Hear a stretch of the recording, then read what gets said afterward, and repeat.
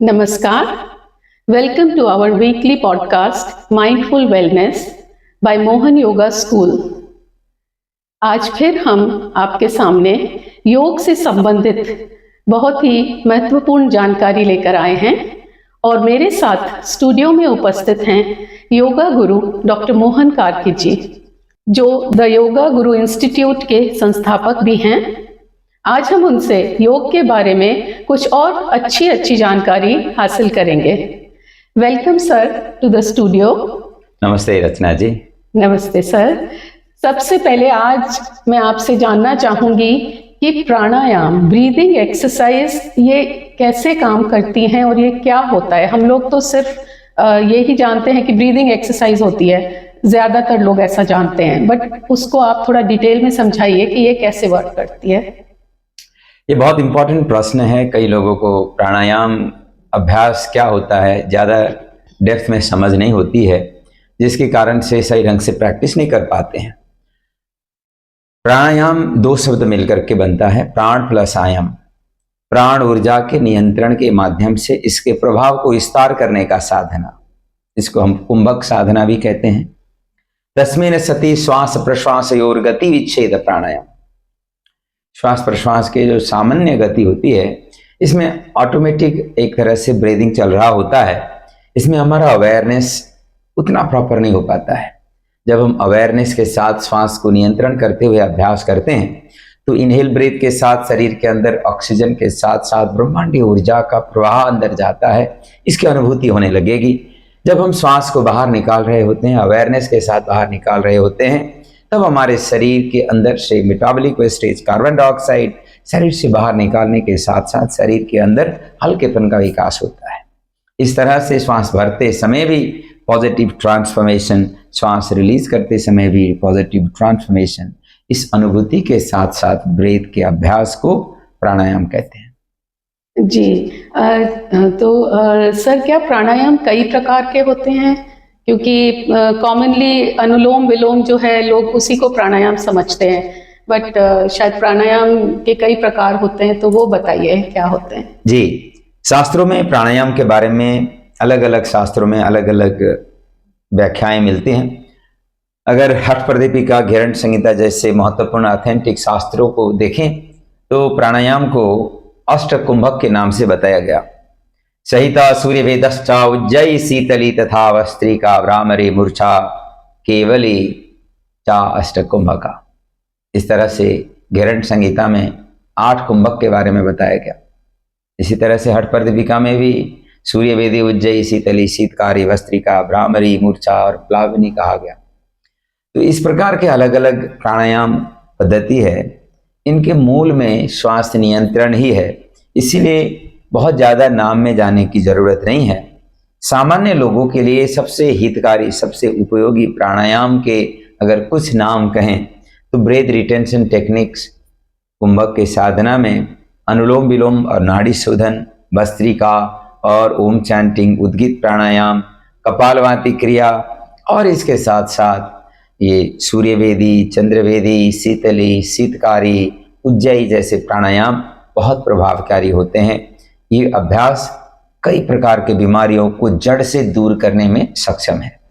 जी, तो क्या प्राणायाम करने का कोई उचित समय है कि किस समय करें, या भोजन से कितने अंतराल पे करें? ये बहुत वैलिड प्रश्न है। सबके लिए ये जानना जरूरी है कि प्राणायाम करने का सबसे उत्तम समय क्या है। ऐसे तो सुबह का समय प्राणायाम करने के लिए सबसे उत्तम समय है। उस समय पोल्यूशन का लेवल भी थोड़ा कम रहता है। दूसरी बात, नेचुरल ढंग से सुबह व्यक्ति खाली पेट रहता है। खाना खाने के कम से कम 3 घंटे के गैप के साथ ही प्राणायाम करना ज़्यादा उचित होता है। अगर खाना खाते ही प्राणायाम करते हैं तो digestive process, absorption assimilation process, metabolic process में इससे एक तरह से असहजता पैदा होता है, इसीलिए खाली पेट ही करनी है। बाई चांस अगर किसी को सुबह अभ्यास करने में दिक्कत होती है तो दिन में शाम को भी कर सकते हैं। कई प्राणायाम के टेक्निक को तो सुबह, दोपहर, शाम को और रात को भी करने का विधान है, लेकिन सामान्य जन के लिए सुबह या शाम को करना ठीक है, उसी से काम चलेगा। शाम को करते हैं तो खाने के 3 घंटे के बाद करें, इससे अद्भुत लाभ प्राप्त कर सकते हैं। जी, आपने बताया कि खाने के 3 घंटे बाद प्राणायाम करना सबसे ज़्यादा लाभदायक होता है। इसके साथ ही क्या और भी कुछ ऐसी बातें हैं जो प्राणायाम करते समय हमें ध्यान रखनी चाहिए कि किस तरह के आसन पर बैठें, क्या पोस्चर हो, ऐसा कुछ? योग में कहा गया स्थिरम सुखम आसनम, आसन को स्थिरता से सुखपूर्वक सहज होकर एक ही पोजीशन पर लंबे समय तक बैठ सकें, इस तरह से परफेक्शन करने का विधान है। जब हम एक आसन में लंबे समय तक बैठ पाते हैं तो उसी आसन में बैठ करके प्राणायाम करेंगे। प्राणायाम करने के लिए सबसे उत्तम आसन पद्मासन, सुखासन, सिद्धासन, मुख्य रूप से मैं 3 आसन को सबसे बेस्ट आसन कहता हूं प्राणायाम के लिए, ध्यान के लिए भी। इनमें से किसी भी एक आसन पर आप बैठ करके प्राणायाम कर सकते हैं। और प्राणायाम के बारे में कहा गया कि चले वाते चलम चित्तम निश्चले निश्चलम भवेत्। अगर हमने प्राण को नियंत्रण करना शुरू किया तो हमारे चित्त चेतना में भी इसका नियंत्रण स्थापित होता है, जिससे हम शारीरिक, मानसिक और भावनात्मक ट्रांसफॉर्मेशन के साथ साथ आध्यात्मिक चेतना की अवस्था को भी प्राप्त कर सकते हैं। तो इसलिए मुख्य रूप से प्राणायाम में श्वास को नियंत्रण करना और जितना हो सके ज्यादा inhale breath retention, exhale breath retention, इन दोनों के टाइमिंग को बढ़ाने में फोकस करनी है। और समय के साथ जब आपका ब्रीथ रिटेंशन कैपेसिटी बढ़ेगा, प्राणायाम अपने आप ही बेहतर होता जाएगा। यहाँ पर मैं ये और पूछना चाहूँगी कि आपने बताया कि इन आसनों पर बैठ के प्राणायाम करना चाहिए, लेकिन कुछ लोग नीचे फ्लोर पर, मैट पर नहीं बैठ पाते हैं, तो क्या चेयर पर बैठकर भी प्राणायाम किया जा सकता है? Something is always better than doing nothing. अगर जो विधान है पद्मासन, सिद्धासन, सुखासन, स्वस्तिकासन, अर्ध सिद्धासन अर्थात मुक्त आसन जैसे या भद्रासन जैसे आसन में बैठ करके नहीं कर पाते हैं तो चेयर में बैठ करके आराम से कर सकते हैं, सोफे में बैठ करके भी कर सकते हैं, बेड में बैठ करके भी कर सकते हैं। लेकिन बस इतना ध्यान रखें कि जब आप प्राणायाम का अभ्यास करें आप अपने पीठ को सीधी रख करके करेंगे। पीठ को सीधी रख करके अभ्यास करेंगे तो इसका प्रभाव बहुत अच्छा पड़ेगा। अगर पीठ को ढीला रख करके करेंगे तो हो सकता है कई बार लोगों को बैक में असहजता आने लग जाएगा और सोचेंगे कि प्राणायाम के कारण से हुआ। इनफैक्ट लंबे समय तक प्राणायाम का प्रयास करेंगे, पोस्चर गलत था, मुड़ा हुआ था, तो स्वाभाविक रूप में उससे फिर बैक में डिस्कम्फर्ट आ सकता है। इसीलिए पीठ सीधी रख करके अपने सहूलियत के हिसाब से कहीं भी कर सकते हैं। जी, ये बताइए कि हमारे इंटरनल सिस्टम्स पे, जैसे डाइजेस्टिव, रेस्पिरेटरी, सर्कुलेटरी जो सिस्टम्स हैं, जो बॉडी जिनको ठीक रख के हम योग के द्वारा स्वस्थ रह सकते हैं, तो उन सिस्टम्स पे प्राणायाम का क्या असर होता है और कैसे होता है? देखिए, रेस्पिरेटरी सिस्टम में अगर देखेंगे तो एक सामान्य हेल्दी ह्यूमन बीइंग 1 मिनट में लगभग 15 से 17 बार से लेकर के 20 बार तक ब्रीदिंग करता है। प्राणायाम का साधना करने वाला व्यक्ति इस ब्रीदिंग पैटर्न को कंट्रोल करते हुए बिलो 10 या और जैसे जैसे इंप्रूवमेंट होता है, कंट्रोल प्रैक्टिस आगे बढ़ता है तो 1 मिनट में बिलो 10 होते हुए बिलो 5 पर मिनट एक ब्रीथ में भी पहुंच जाता है। अगर आपका ब्रीथ कंट्रोल होने लगता है तो इससे आपका ब्रेन एक्टिविटीज में भी कंट्रोल स्थापित होता है। ब्रेन सेल्स का एक तरह से जो स्पीड है काम करने का, उसमें नियंत्रण के साथ ब्रेन पर ऑप्टिमाइजेशन, हीलिंग, रिपेयरिंग, मेंटेनेंस का काम होता है। इस तरह से प्राणायाम ब्रेन को भी ऑप्टिमाइज करता है, लंग्स के ऑक्सीजन इनटेक कैपेसिटी को भी बढ़ाता है। इसी तरह से प्राणायाम के माध्यम से हम नर्वस सिस्टम को बहुत अद्भुत ढंग से इंप्रूव कर सकते हैं, ट्रांसफॉर्म कर सकते हैं। इसमें भी मुख्य रूप से ऑटोनोमस नर्वस सिस्टम है, हमारे शरीर में काम करता है, जिसके अंतर्गत सिंपैथेटिक और पैरासिम्पैथेटिक 2 प्रकार के नर्वस सिस्टम काम करते हैं। जब व्यक्ति स्ट्रेस में होता है तो सिंपैथेटिक ओवर एक्टिव होता है, जिसके कारण पूरे शरीर में एक तरह से इमरजेंसी सायरन बजने जैसा हालत होता है। ब्लड का सर्कुलेशन ऐसे कंडीशन में सेंसरी सिस्टम में और एक्शन टेकिंग सिस्टम में 10 इंद्रियों की ओर चैनलाइज होता है और वहां एनर्जी कहां से कंट्रोल होकर के सप्लाई होगा, कहां से कम होकर के सप्लाई होगा। मेटाबॉलिक एक्टिविटीज में obviously digestion, absorption, assimilation process में जो एनर्जी लग रहा था वो इधर चैनलाइज होता है। अगर व्यक्ति स्ट्रेस में रहता है लंबे समय तक तो उसका बेसल मेटाबॉलिक एक्टिविटी धीरे धीरे स्लॉगिश हो जाता है, उनका डाइजेशन खराब होता है, उनका एब्जॉर्प्शन प्रोसेस खराब हो जाता है, उनका डिटॉक्स प्रोसेस खराब हो जाता है, तो इससे बीमारी हो सकता है।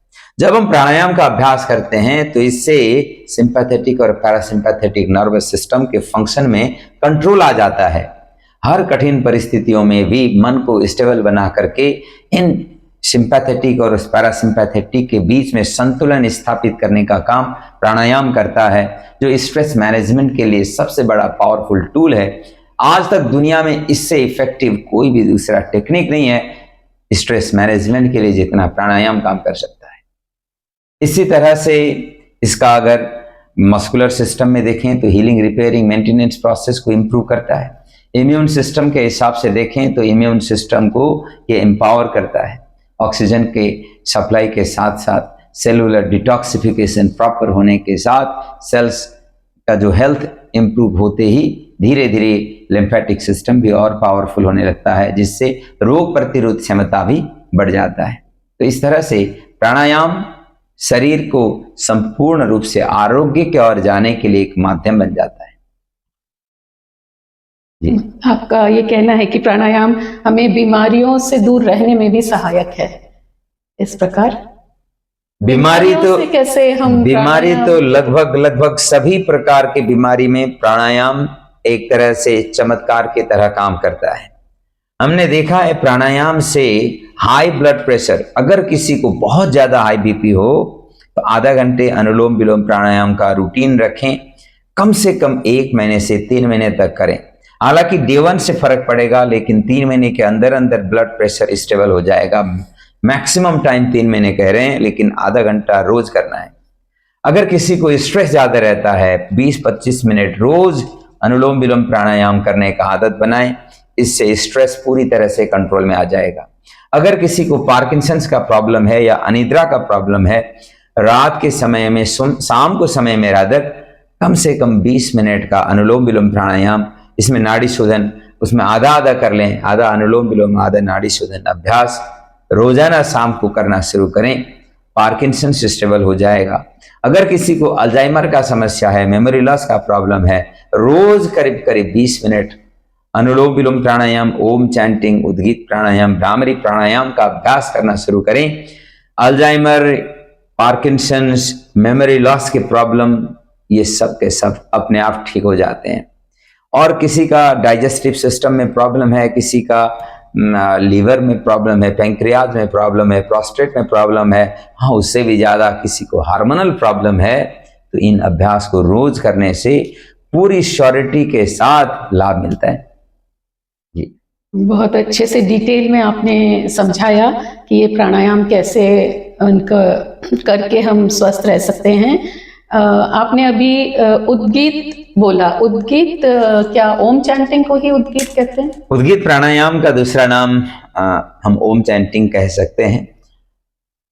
तस्य वाचक प्रणवः, प्रणव के ध्वनि को भीतर तक अनुभव करते हुए प्राणायाम कुछ किया जाता है, तो इसको उद्गीत प्राणायाम कहते हैं।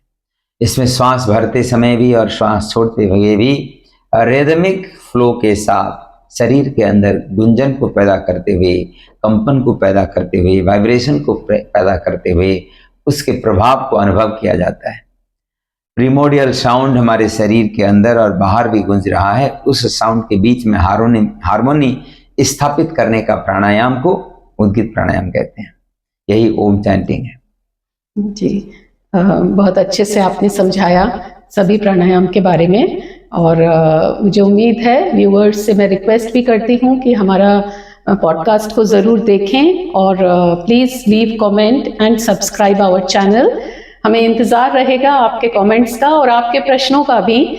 जो भी प्रश्न आपके मन में उठते हैं please do share so that we are able to answer them in the next upcoming podcast. और इसी के साथ मैं आज्ञा लेती हूँ। नमस्कार, टिल वी मीट नेक्स्ट।